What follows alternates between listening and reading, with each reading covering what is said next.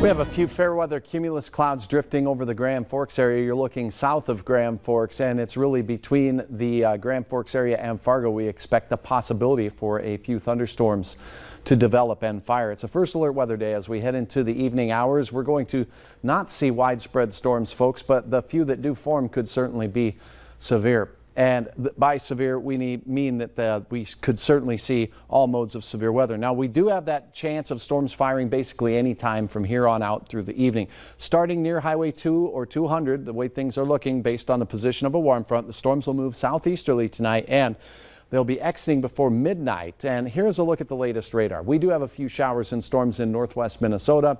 As these travel down into the soupy air in the central part of the state, they too could become strong to severe. We're watching them closely. This line of storms moving southeast at about 35 miles per hour will be near Upper Red Lake as we continue to track it through the broadcast here.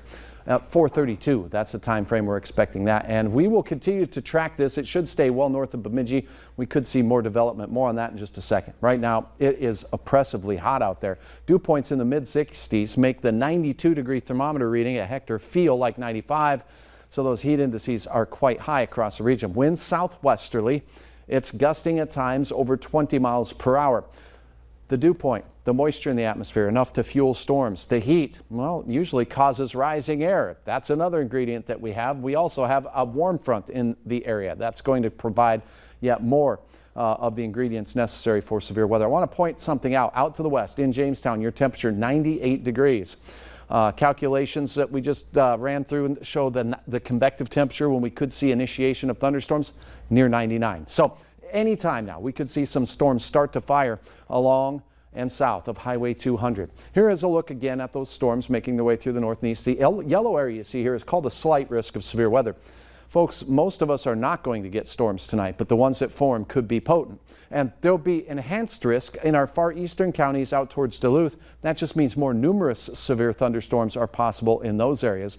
And where the storms are moving now, they're just now getting into the fringe of that more unstable air. Your planning forecast now as we set things into motion showing that we could have some thunderstorm development here in eastern portions of North Dakota. Like we said last night, the risk would likely shift into eastern North Dakota. It's there. Will these storms form? It's not guaranteed, but again, that Highway 200 to Highway 2 corridor, Cooperstown, Valley City, Jamestown, Woodworth, that's the area we're watching.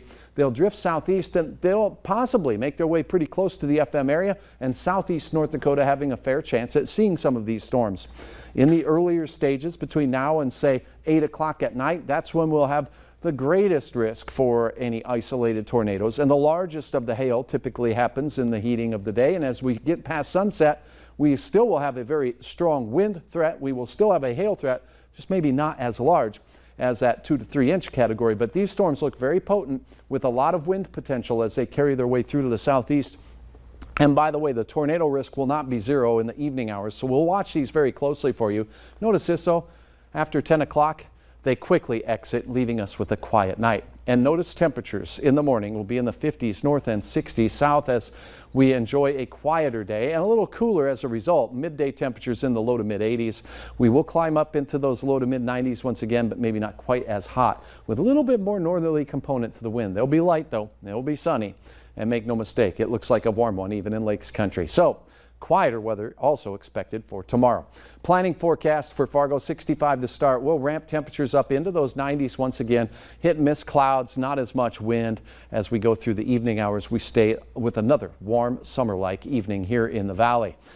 Here is a look at some very happy sunflowers, but they are also doing something very good. They're staying cool, but they're protecting their vision with sunglasses, something you should consider as well, because we'll have a lot of sunshine in the planning forecast. Wednesday 90, and a thunderstorm chance is in the offing there. 88 on Thursday. The weekend does look significantly cooler. I can't rule out some smoke in our forecast as we go through the weekend, Stacy. All in all, again, storms can fire anytime between now and the early evening. Anyone that does see storms move into the area, just know they could be pretty potent tonight, and we'll keep you ahead of the storm. Yeah, we'll have that weather app handy. Thanks, Hutch. You bet.